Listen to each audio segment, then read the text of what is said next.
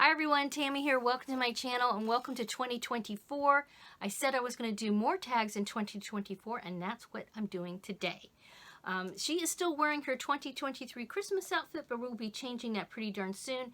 This is Tootie, one of my customized Blythe dolls who I adore. She has wonderful mohair hair. It's rooted and everything. Yes, so she's a very special customized doll of mine. She's got her little mousy friend with her. So today's tag, I want to say, I'm going to tag everybody in the dolly world. And in fact, if you do not have a YouTube channel or you don't feel comfortable, videotaping a tag, even if you do have a YouTube channel, feel free to answer the tag questions down below in the comments. The idea of the tag is just to get to know each other and to learn about one another related to our passion for the hobby, but also outside of that, okay? But today's tag questions are very specific to the hobby. I will have them down below in the description box. And it's all about Blythe. I'm really curious, what did you guys think the first time you saw a Blythe doll? And let me say, even if you don't collect Blythe dolls, you could answer this tag, okay? So what did you think the first time you saw a Blythe doll? What were your thoughts? What were your initial reaction? And then did you love the doll right away? Were you not sure about the doll? Did you go, oh my goodness, what a crazy looking doll that is?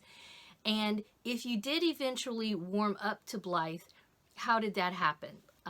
Yes, and if you didn't, yeah, feel free. You don't have to be mean about it, but if this doll doesn't ring your chimes, ring your bells or whatever, I'd like to know about that too. So, all right, so my answer to these questions start with blogging. Many years ago, I had a blog. I still have it, but I'm not very active on it. TammyPally.com is a website that I have, and I was really into blogging. Actually, before I started blogging myself, I worked for a few blogging companies. I worked for About.com. I was their jewelry making guide for over 16 years. So that predated blogging, that's for sure. I also worked for Creative Weblogs and B5 Media. So I was really into blogging, and I would do a weekly blog roundup. I can't remember if that's what we called it or not, but I had a group of bloggers. They were all crafty bloggers. We all did various types of crafts.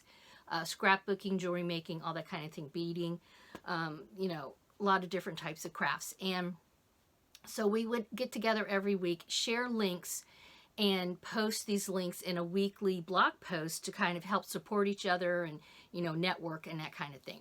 Well, one of the members of this blogging group, and I'll mention her name, Jean Yates, she had started to post pictures of her customized Blythe dolls as part of this blog roundup that we would do, this link roundup.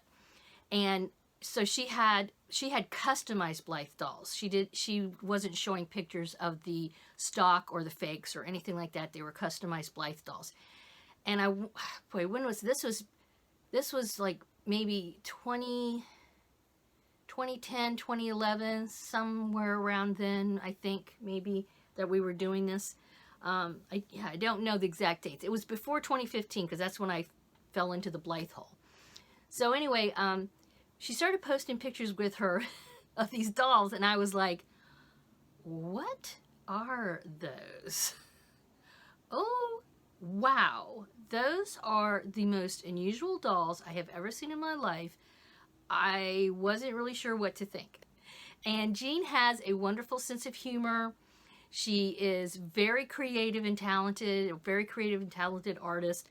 And she just has this really, even though I've never met her in person, we communicated a lot online. And she just has these really fun vibes. So I was just like, okay, well, that's just Jean being Jean. Well, then fast forward a few years, and I decided I was going to write a book, a novel about a doll doctor. I've always been fascinated with the doll doctor business, fixing dolls, taking antique dolls and fixing them, designing dolls, which isn't really doll doctoring, but all that kind of thing, like the whole manufacturing and fixing and that kind of stuff.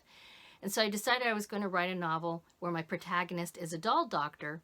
And I started to do research. And for whatever reason, when I started doing that, because I guess because I was looking up fixing dolls and that kind of thing, the customizing dolls popped up.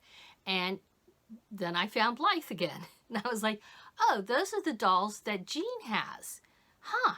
And then I just started, you know, falling into the hole of reading about them and watching videos and watching. There weren't a lot of videos back then, but I read a lot of blogs about the dolls and customizing them and taking them apart and all that kind of stuff. And I was fascinated with it.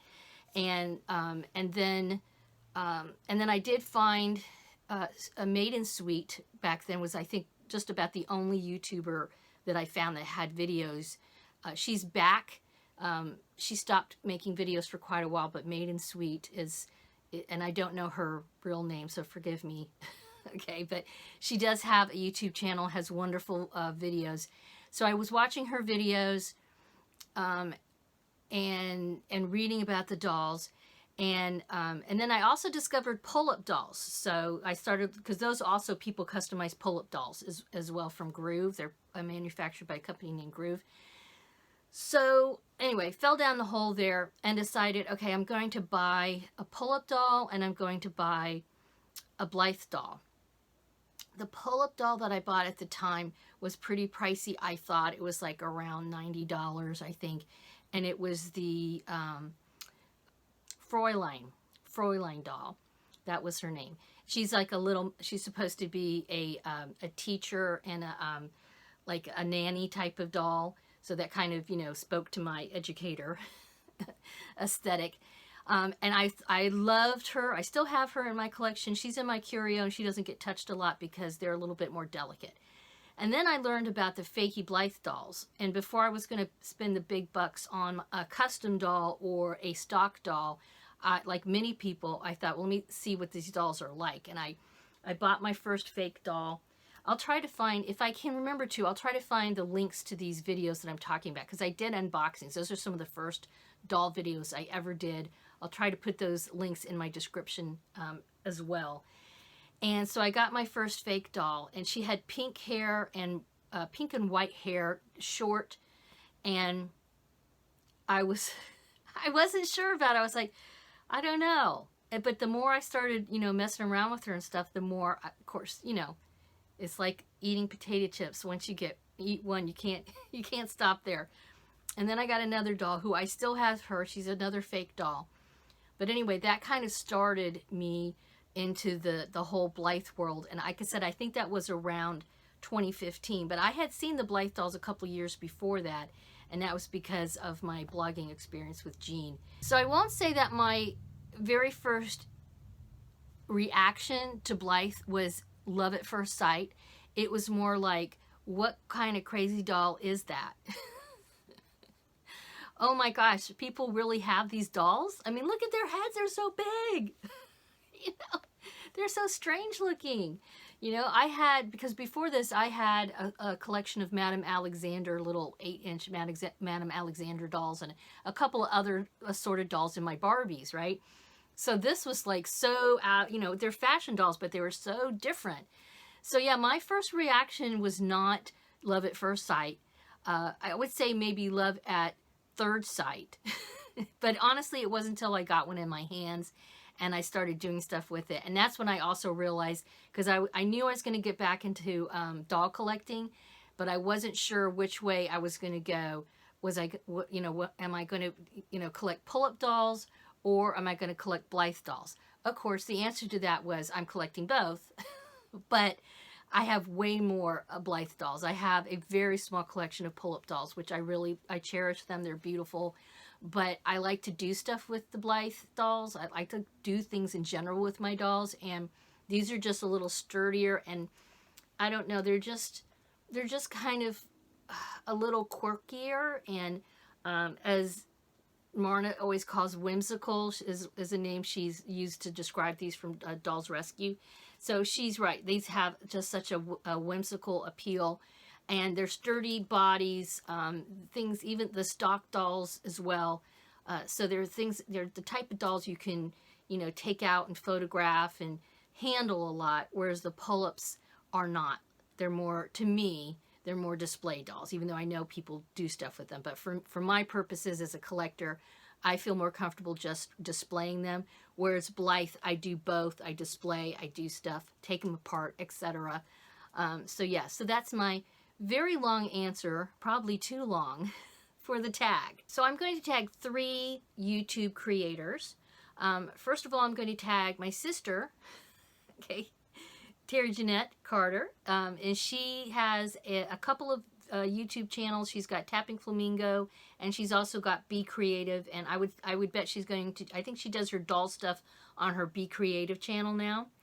I'm also tagging Casey's Joy. Casey is the reason why I got pulled into the tags. Something I've been wanting to do for a while, so I wanted to tag Casey. She tagged me in a video that I did. Yeah, so Casey, I'm tagging you. And I also, because again, she's kind of semi-related to this, Ambrosia's Dollhouse. I am tagging Ambrosia's Dollhouse because she started the tag that Casey's Joy did. And I'll have @ to their channels down below for you guys to click on just to find out more information about them. There's no due date. I'm taking my teacher hat off. Okay. Typically, I have due dates, people. But for you guys, no due dates. Do this when and if you feel like doing it. And yeah, that's it. Thank you so much for stopping by. Please give this a thumbs up and subscribe if you haven't already. I'm looking forward to a wonderful 2024 with you guys. And like I said, if you don't have a YouTube channel or you don't feel like doing the tag in a video, let me know your answers to the questions down below in the comments. Bye-bye.